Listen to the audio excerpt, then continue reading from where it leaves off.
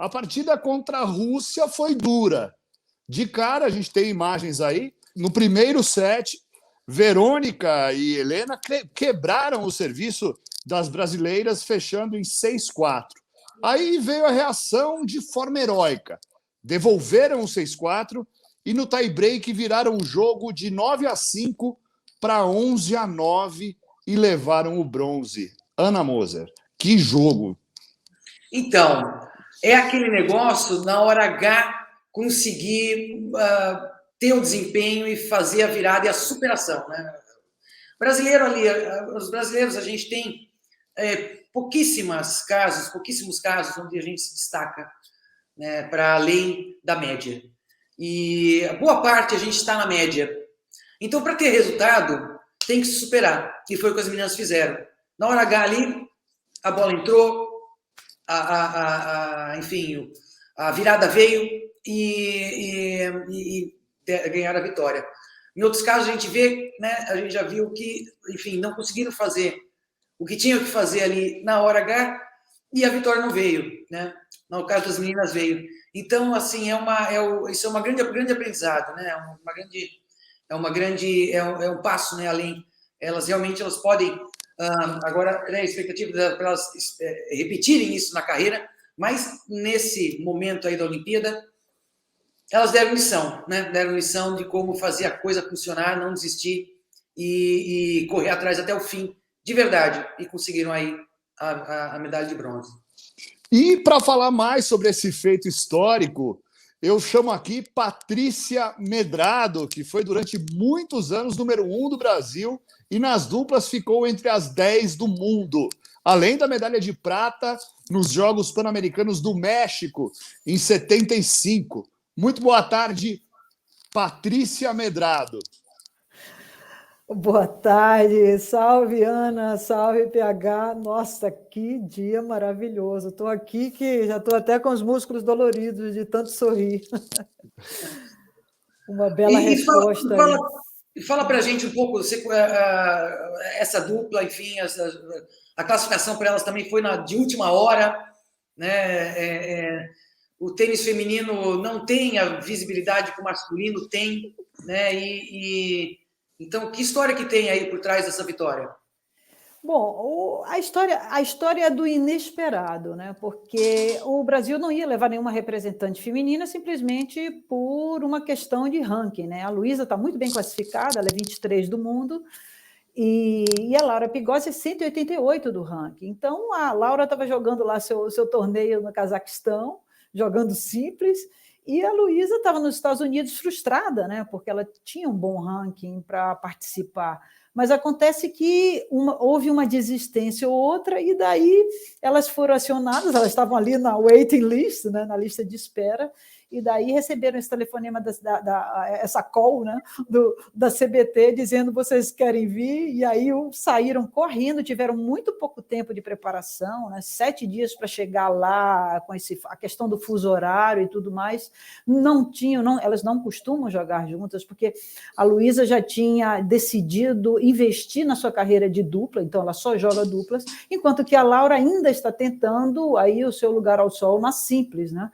E a Luísa joga com uma americana, mas obviamente que nos Jogos Olímpicos tem que jogar com alguém do seu país, então ela chamou a Laura, que era a tenista com o ranking mais alto, e simplesmente deu tudo certo. Então, veio esse bronze aí. Eu acredito muito... Super história olímpica, não, Patrícia? Hein?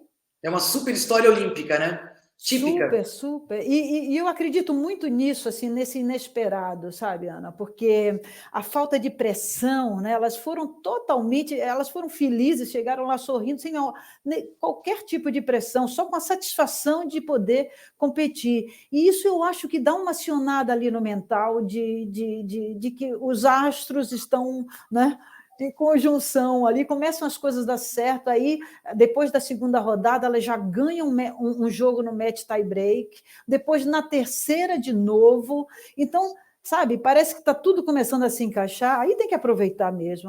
Concluíram com 3 jogos no match tie break, né?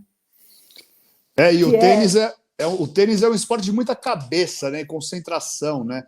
qualquer coisinha você pode perder o foco ali e a bola não entra, né, Patrícia?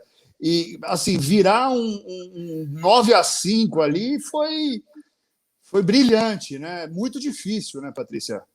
Sim, a regra da dupla ela foi mudada de uns anos para cá, né? Então, inclusive até para incentivar a participação dos bons jogadores de simples que participem da dupla também. Então, em muitos torneios, o terceiro set ele é esse match tie break. Então, match tie break são aqueles 10 pontos, né? Que acaba sendo assim no detalhe, né?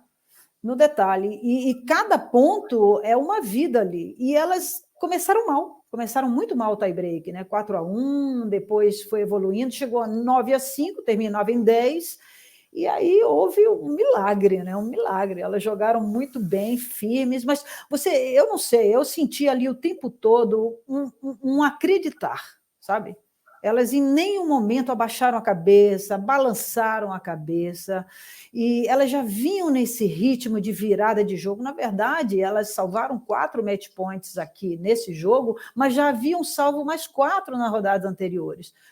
E te falo, elas ganharam, elas derrubaram gigantes, porque na segunda rodada elas ganharam de ninguém menos que a Matek Sands, que é uma americana, a dupla americana, mas a Matek Sands em particular é uma tenista assim, com muitos Grand Slams na carreira, com inúmeros títulos de WTA, né, que é o circuito feminino. E a Vesnina vem de um vice-campeonato de Wimbledon, né, que foi o último Grand Slam. Então, e a Vesnina já ganhou. A Vesnina tem 4 Grand Slams, 2 campeonatos, 2 títulos e 2 vice-campeonatos. Então, experiência ali do lado oposto tinha de sobra. Mas estava tudo dando certo. Ana Moser. Patrícia, a velha pergunta de sempre: o que isso impacta no vôlei feminino, no tênis feminino do Brasil? Esse é o grande lance, né, Ana? Quando o Guga chegou onde ele chegou, número 1 do mundo, tricampeão de Roland Garros, todo mundo esperava que agora sim o tênis embalou tal, e acabou havendo aquela frustração, né? Não foi bem isso. Muita gente voltou a jogar, mas não houve um planejamento, não houve nada excepcional, né? E agora eu já penso que o maior efeito que essas meninas vão trazer vai ser uma melhora na autoestima, na autoconfiança, elas vão servir de espelho e de inspiração para essa garotada. Eu acho que vai ser um efeito muito mais assim, mental, né? Todas as meninas vão poder se inspirar e dizer, poxa, se elas chegaram, eu posso também. Porque a verdade é que a gente tem um esporte dominado pelos homens, né? As promotoras são formadas, a maioria dos torneios é masculina, e, enfim, todo o entorno ali, a gestão do esporte está também na mão de homens. Não que eles não pensem no feminino, mas não pensam da mesma forma, né?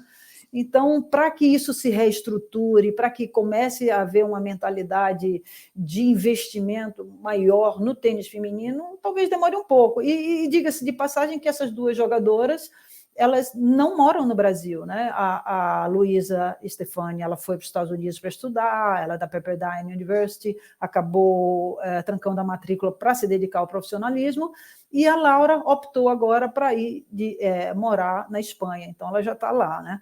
Mas não importa, são brasileiras, né? Começaram aqui, isso é muito importante. A confederação tem melhorado também com essas questões aí de mais incentivo ao esporte, mas para o feminino especificamente ainda falta muita coisa. E o papelão do Sérvio Novak Djokovic aí, isso não foi um bom exemplo, né, Patrícia? Olha, o Djokovic não vem dando ao longo do tempo, né? Ele é um super campeão, justiça seja feita, ele realmente, eu acredito que ele seja o melhor do momento, mas ele vem ao longo do tempo dando alguns maus exemplos, né? Durante a pandemia, por exemplo, ele promoveu um torneio no país dele promovendo aglomeração, fotos deles nos nightclubs da vida, sem camisa, assim, muita festa, vários deles foram infectados, né? Então, enfim, E agora ele deu um show também. Eu acho que a frustração foi tamanha, né? Foi tamanha que ele acabou entregando. Segundo as notícias, é que ele está lesionado do ombro, mas é curioso que ele tenha acabado de disputar a medalha de bronze, tenha perdido, e daí ele entrega a dupla mista e também faz esse papelão aí de quebrar raquete, atirar raquete fora. Mas, enfim, esse é o Djokovic, ele se dá o direito de fazer as coisinhas dele como o... Na verdade, o sonho dele era completar o Golden Grand Slam, que a gente chama, né? Quando você ganha os 4 slams e mais a medalha olímpica, né? E aí isso foi frustrado quando ele perdeu na semi. Depois ele vai lá e perde a disputa também do bronze. Aí, muito desagradável ter deixado aí a parceira dele, né? Sem essa oportunidade de disputar, mas... também a gente não pode julgar, né? Pode ser que ele realmente esteja lesionado, enfim. Ele parecia cansado ali no jogo, né? Na disputa do bronze. Acaba acumulando, né, a agenda da Simples com a dupla. Eu acho puxado pra caramba. Né? Os jogos não são 5 sets, né? Mas pega um Grand Slam com 5 sets, eu acho super puxado. Eu acho admirável o preparo físico dos tenistas, né? Jogar nesse nível forte durante horas, né, como faz. Mas né, a história, mas isso enfim, é um detalhe, né, não influencia ali o que a gente viu, e é aquela coisa das estrelas lidando com esse ambiente olímpico, que tem uma pitada aí diferente, tem né, o fator país, né, o fator bandeira é super importante. E, enfim, é aquele negócio que poderia ter ficado diferente, né? Mas eu acho que enfim, desde o começo ele vem... Até o Melo, no jogo contra os brasileiros, né? O Melo reclamou que ele bateu a bola nele, tirou meio sarro, né? Ele foi muito efusivo nas comemorações, isso, né? Fugiu um pouco do padrão que se espera de um supercampeão. Com certeza o Federer agiria diferente, o Nadal. Mas é aquela coisa, né? É como torcida de futebol, ou você é um time ou é outro, né? Aí ele chegou no terceiro e aí ele criou também uma...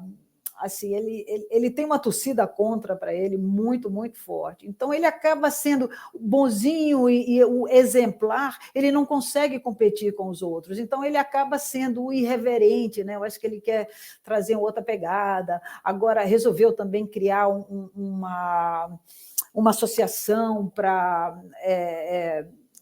ir contra, defender mais os direitos dos jogadores, e ir um pouco de encontro aos interesses da ATP, entendeu? Então, ele está sempre ali causando, né? Como a gente fala. Causando. Patrícia... Causou bastante, mas saiu sem medalha, né? Exato. Patrícia, para terminar, eu queria que você analisasse a participação dos brasileiros na Olimpíada. O que você achou?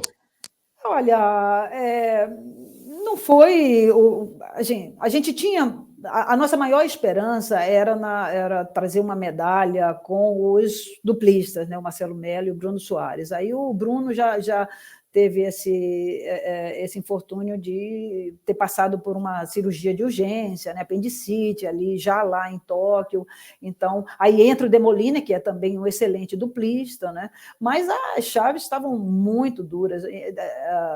Na simples, então, a gente teve o Thiago Monteiro e o João Menezes, né? Tá aí os três. O João Menezes foi campeão pan-americano em 2019.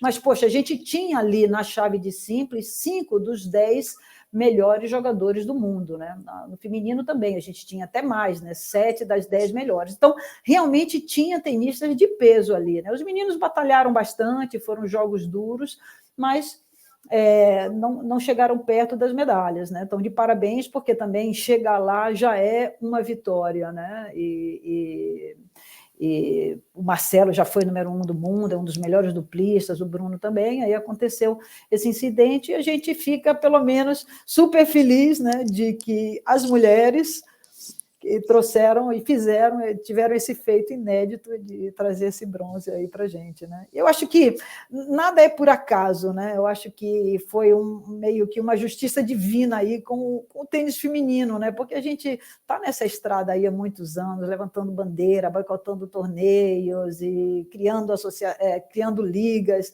para melhorar assim a visibilidade, o respeito, inclusive, pelo tênis feminino, né? E agora talvez esse seja o ponto de virada, né? Mas os meninos foram bem, então todos né? Parabéns aí pelas atuações. Maravilha. Obrigado, Patrícia. Um prazer falar contigo, sempre um prazer, uma honra. E até o próximo encontro aqui no Esporte em Tóquio. Obrigado, Patrícia. Valeu, agradeço a vocês, obrigada pelo convite e boa sorte aí, e sempre divulgando aí nossos esportes. Valeu. Com certeza, obrigado.